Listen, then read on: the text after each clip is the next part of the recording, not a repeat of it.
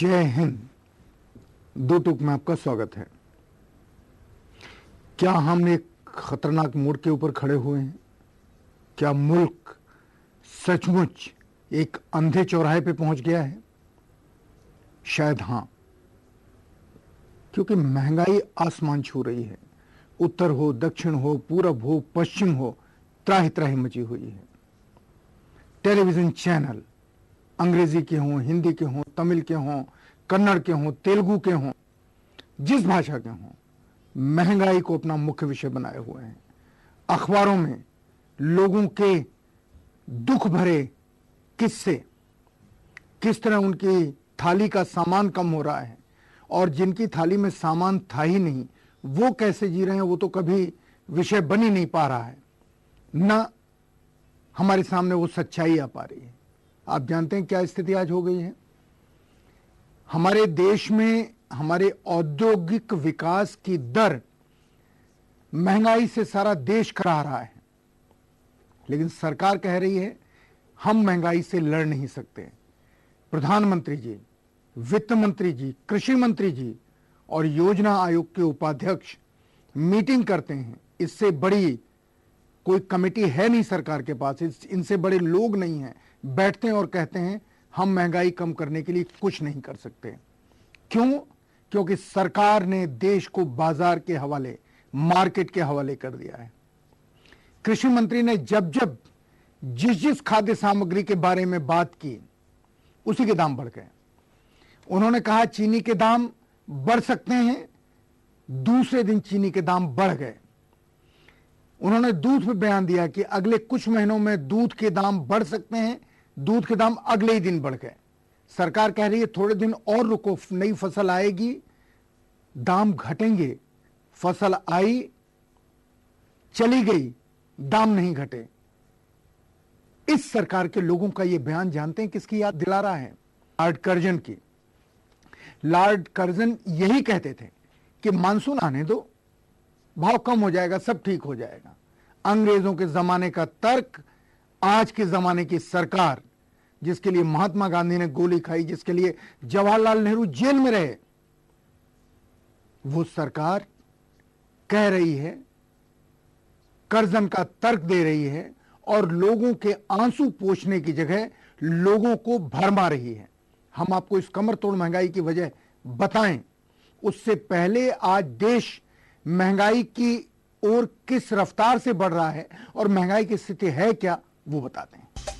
महंगाई से आम आदमी इस कदर परेशान है कि उसकी आंखों में प्याज देखते ही आंसू आ जाते हैं। टमाटर का लाल रंग उसे खतरे की चेतावनी लगता है। पेट्रोल मानो बिना किसी तीली के ही जल पड़ेगा। आजाद भारत के इतिहास में पहली बार महंगाई दर ने उस आसमान को छुआ है जहां गरीब तो गरीब, अब अमीर भी परेशान हो रहे हैं। साल के अंत में खाने पीने के सामानों की महंगाई दर 14.44% से बढ़कर 18.32% हो गई। पिछले साल जनवरी 2010 में महंगाई दर 8.56% थी और जून तक आते आते ये 16.90% पर पहुंच गई। अक्टूबर 2010 में आलू के दामों में 50% की बढ़ोतरी के साथ दूध के दाम 21.65%, फल 15.65% और सब्जियों के दाम 12.26% बढ़े। प्याज, टमाटर, दूध, दालें, गेहूं, चावल और सब्जियों के दाम एक वर्ष के उच्चतम स्तर पर पहुंच गए। पिछले साल के मुकाबले प्याज लगभग 83% महंगी हो गई। टमाटर अभी प्रति किलो 40 से 50 रुपए के भाव पर अपनी लाली बिखेर रहा है, तो प्याज के सबसे बड़े उत्पादन केंद्र नासिक में भी प्याज 70 रुपए किलो बिक रही है, जबकि दिल्ली में प्याज की कीमतें 80 से 100 रुपए तक हो गई हैं। प्याज के दामों में उफान के बारे में कहा गया कि नासिक में बरसात होने से इसकी कीमतें बढ़ गईं, जबकि खुद नासिक के किसान भी इस तर्क को मानने को तैयार नहीं है। टमाटर के बढ़ते दामों की वजह पाकिस्तान से होने वाले निर्यात को बताया जा रहा है। लहसुन की कीमत 100 रुपए किलो से बढ़कर 300 रुपए किलो हो गई है। हकीकत ये है कि महंगाई के लिए न मौसम जिम्मेदार है और न ही उत्पादन। महंगाई की असली वजह जमाखोरी और कालाबाजारी है। ऐसे में सरकार की तरफ से बयान आता है कि दाम गिरने में अभी और वक्त लगेगा। सरकार के बयानों पर अब भरोसा नहीं रहा। कुछ दिन पहले सरकार ने कहा था कि 3 सप्ताह में प्याज की कीमत घट जाएगी। 3 सप्ताह बीत गए लेकिन कीमतें कम नहीं हुई। अब सरकार कह रही है कि मार्च तक इंतजार करना होगा। पेट्रोल के दाम लगभग 3 रुपए प्रति लीटर तो बढ़े ही, रसोई गैस की कीमत भी 100 रुपए तक की बढ़ाने की योजना है। कार्रवाई के नाम पर केंद्र सरकार ने अब तक बयानबाजी के सिवाय कुछ नहीं किया है। उल्टे प्याज व्यापारियों के यहाँ आयकर विभाग के छापों का नतीजा ये हुआ कि व्यापारियों ने आपूर्ति ही बंद कर दी। दिल्ली की आजादपुर मंडी के प्याज व्यापारी तो हड़ताल पर चले गए जब मुख्यमंत्री ने ये आश्वासन दिया कि अब छापे नहीं पड़ेंगे तो मंडी का कारोबार शुरू हो पाया। बहरहाल सवाल ये है कि पिछले 2 सालों से महंगाई आखिर कम क्यों नहीं हो रही है। अगर ये कीमतें जमाखोरों और मुनाफाखोरों की वजह से बढ़ रही है तो फिर इनके खिलाफ कार्रवाई क्यों नहीं की जा रही है। आखिर कौन है वे लोग जो इन जमाखोरों को शह दे रहे हैं। आम आदमी का वोट लेकर सत्ता चलाने वाली राज्य और केंद्र सरकार को आम आदमी की तकलीफ कभी महसूस ही नहीं हुई। अगर हुई होती तो इसका कोई हल जरूर निकलता। पूरी राजनीतिक व्यवस्था असंवेदनशील हो गई है। इन्हें जरा भी संकोच नहीं होता कि ये सच्चाई को जनता को बताएं। क्यों नहीं बताते ये? क्या ये महंगाई आर्टिफिशियल है? क्या ये महंगाई इसलिए है कि हमारे मुल्क में सामान नहीं है? नहीं, हमारे मुल्क में सामान है और ये सच्चाई है कि ये महंगाई नकली है। सुप्रीम कोर्ट ने कहा सरकार अनाज को बांट दे क्योंकि अनाज गोदामों में सड़ रहा है। सरकार ने कहा कि सुप्रीम कोर्ट का सुझाव है। सुप्रीम कोर्ट ने कहा नहीं, ये सुझाव नहीं है, ये हमारा आदेश है। सरकार ने उसे नहीं माना। उल्टे कहा कि वो बाजार में इंटरफेयर नहीं करेगी। कौन है जमाखोर? छोटे मोटे व्यापारी जिनके यहां पुलिस छापे मारती है। और इन गोदामों में छापे मारने का मतलब क्या है? क्या ये महंगाई के कारण है? आपको जानना चाहिए कि महंगाई का कारण छोटे मोटे व्यापारी नहीं हैं। इसका कारण वो हैं जो खुदरा व्यापार में बड़े घराने कूद पड़े हैं। एक ब्रेक लेंगे।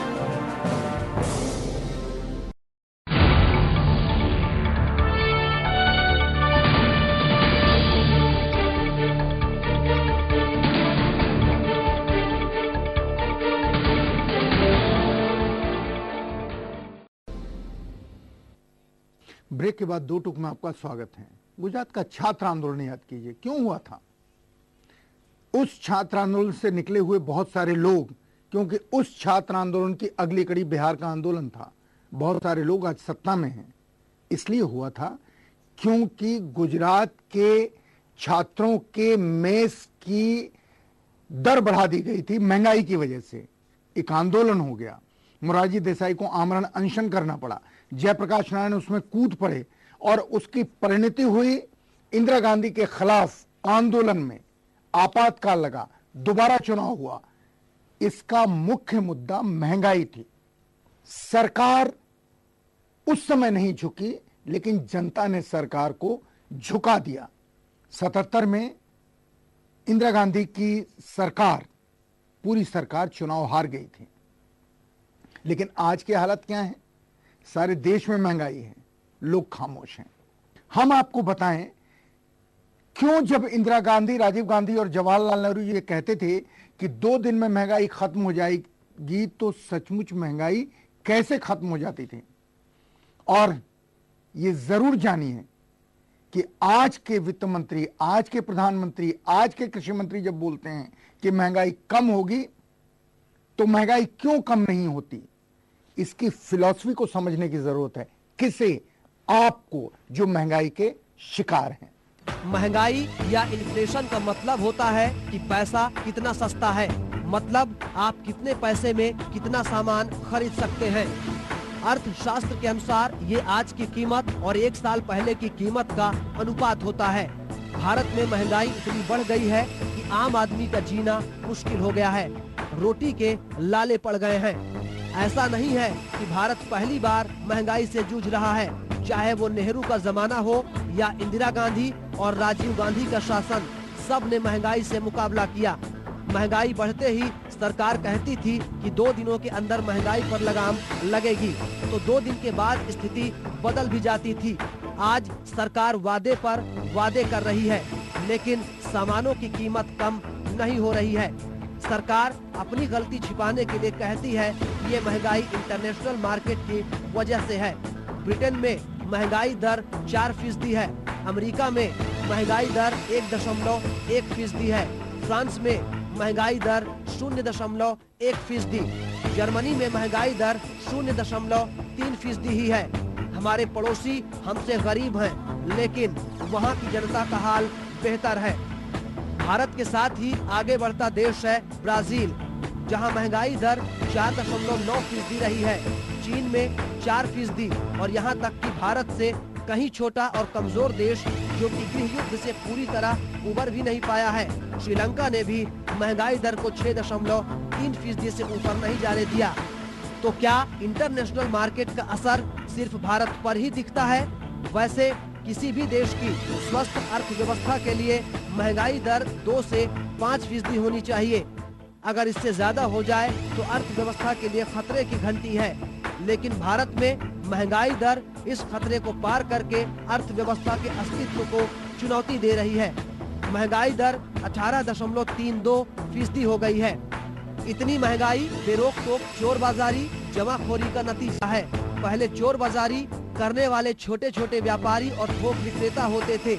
आज महंगाई का सबसे बड़ा कारण है बड़ी बड़ी मल्टीनेशनल कंपनियां और बड़े बड़े उद्योगपति, जो खाने पीने के खुदरा बाजार में अपना पैर पसार चुके हैं। इनकी वजह से छोटे व्यापारी खुद ही मुश्किल में आ गए हैं। छोटा व्यापारी कम पूंजी का आदमी होता है, उसका मुनाफा भी कम होता है। वो अगर महंगा खरीदेगा तो बहुत कम दाम में नहीं बेच पाएगा, जबकि ये बड़ी बड़ी कंपनियां इतने बड़े पैमाने पर सीधे किसानों से माल उठाती हैं, सामान को अपने पास रखती हैं। मंडियों में कमी की वजह से कीमत बढ़ जाती है। मंडी में उत्पाद की कमी की वजह मौसम या पैदावार नहीं है, जमाखोरी है। महंगाई की मुख्य वजह ये है कि सरकार बड़े बड़े उद्योगपति घरानों द्वारा की जा रही जमाखोरी को रोकने और कीमत पर नियंत्रण करने की जरूरत ही महसूस नहीं कर रही है। इसकी वजह ये है कि सरकार ने नव उदारवाद को आर्थिक नीति का दर्शन बना लिया है। WTO और विश्व बैंक और अमेरिका, फ्रांस और इंग्लैंड जैसे पश्चिमी देशों की वाहवाही लूटने के लिए सरकार ने भारत की जनता को नव उदारवाद के मुंह में धकेल दिया है। सरकार ने बाजार को अपने हिसाब से चलने की आजादी दे रखी है। यही वजह है कि सरकार अपनी शक्तियों को इस्तेमाल नहीं कर रही है। महंगाई पर लगाम लगाने के लिए कोई कदम नहीं उठा रही है और महंगाई आसमान छू रही है। क्या सरकार की नीयत में कोई खोट है? नहीं, सरकार की नीयत में कोई खोट नहीं। उसकी नीयत बिल्कुल साफ है। वो बाजार को प्राथमिकता दे रही है, जनता को प्राथमिकता नहीं दे रही है। बाजार का हाल यह है कि बाजार नॉर्मल बाजार, सामान्य बाजार नहीं रहा। सामान्य नियमों पे ये बाजार नहीं चल रहा है। उद्योगपतियों के खुदरा बाजार में आने से पूरा मामला ही वायदे के ऊपर चला गया है। ठीक उसी तरह जैसे अपराधियों के राजनीति में आने से राजनीति का अपराधीकरण हो गया है। आपको यह जानना चाहिए कि बड़े घराने जो कभी इस व्यापार में नहीं थे, वो इस व्यापार में घुस गए हैं, कालाबाजारी में लिप्त हैं। फिर कह रहा हूं, कालाबाजारी में लिप्त हैं, और जिसकी वजह से ये महंगाई आपको काट रही है, डस रही है, आपकी जान लेने पे उतारू है। ऐसे में सरकार को इंटरवीन करना चाहिए, लेकिन सरकार नहीं करेगी। सरकार चाहे तो दामों को रेगुलेट कर सकती है, नियंत्रित कर सकती है, महंगाई कम हो सकती है, लेकिन सरकार करना नहीं चाहती और विपक्षी दल इसमें उनके साथ हैं। सरकार के पास आज भी ताकत है। सरकार सरकार होती है, लेकिन सरकार अगर अपने को बाजार का पिछलग्गू मान ले तो वो सरकार सरकार नहीं रह जाती है। सरकार के नाम पर एक मरी हुई लाश रह जाती है। एक ब्रेक लेते हैं और ब्रेक के बाद आपको बताएंगे कैसे एक पूर्व प्रधानमंत्री ने, हमारे देश के पूर्व प्रधानमंत्री ने 20 साल पहले लोकसभा में चेतावनी दी थी। थोड़ा सा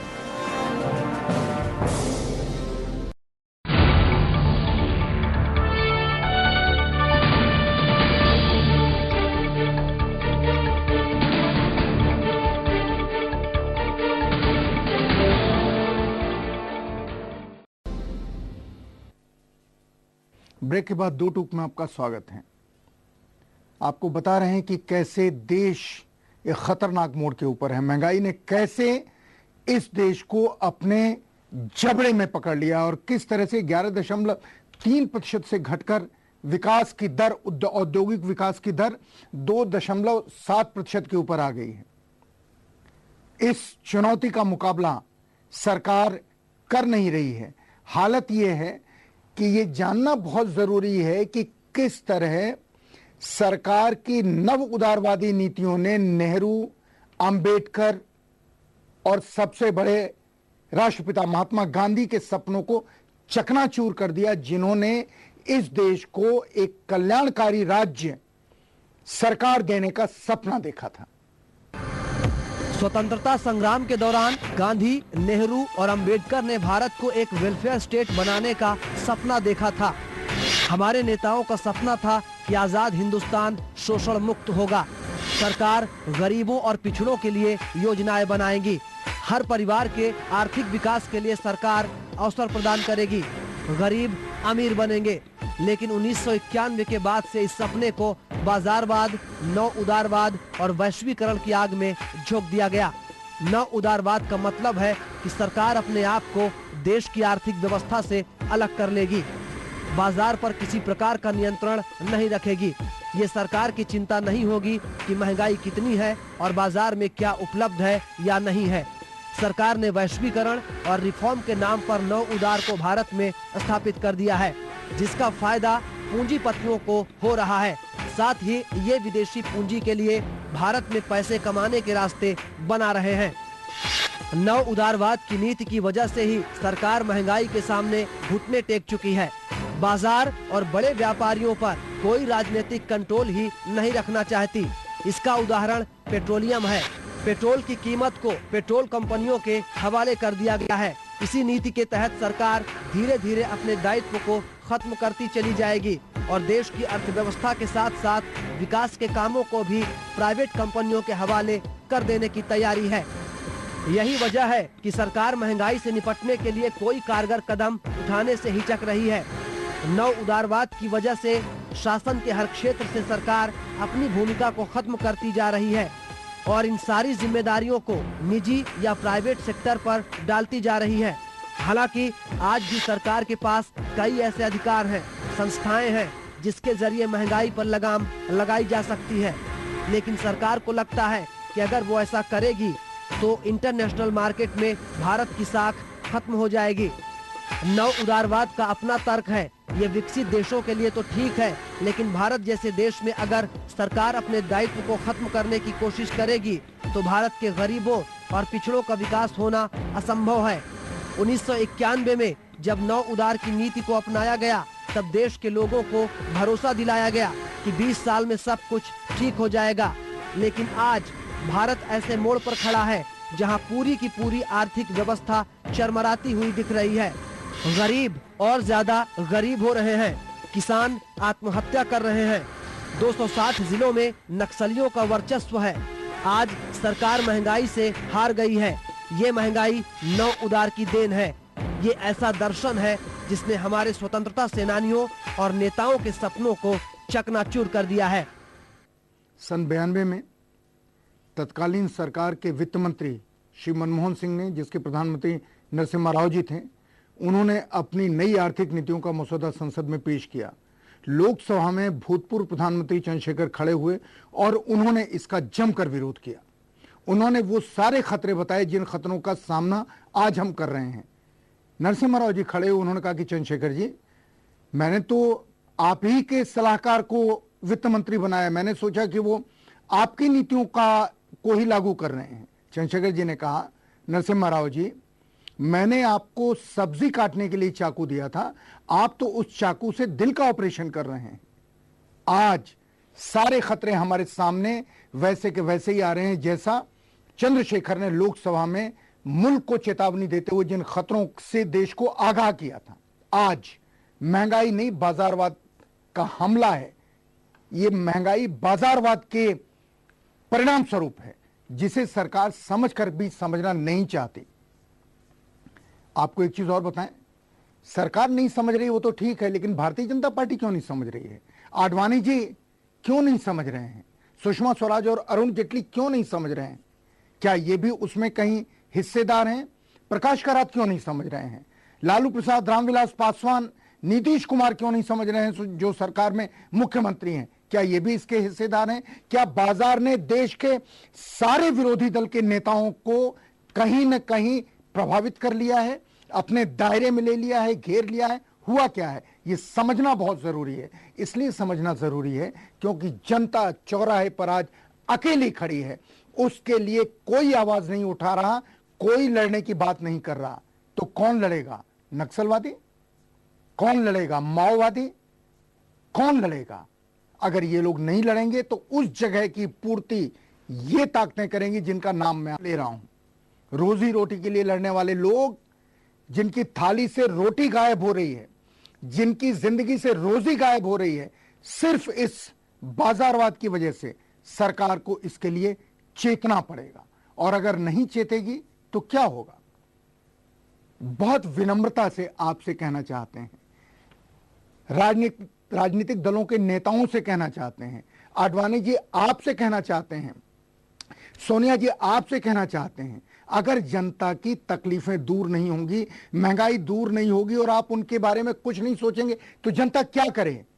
क्या जनता आपके कार्यकर्ताओं को अपने गांव, गली, मोहल्लों में आने से रोके? आपके सरकारी अधिकारियों को अपने गली मोहल्ले में आने से रोके? उग्र गांधीवादी विरोध का सहारा ले? करे क्या जनता?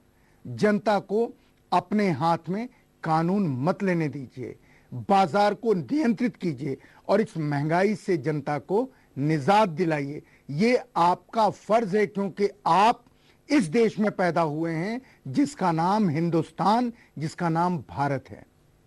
हम जो कहते हैं सच कहते हैं, दो टूक कहते हैं। जय हिंद।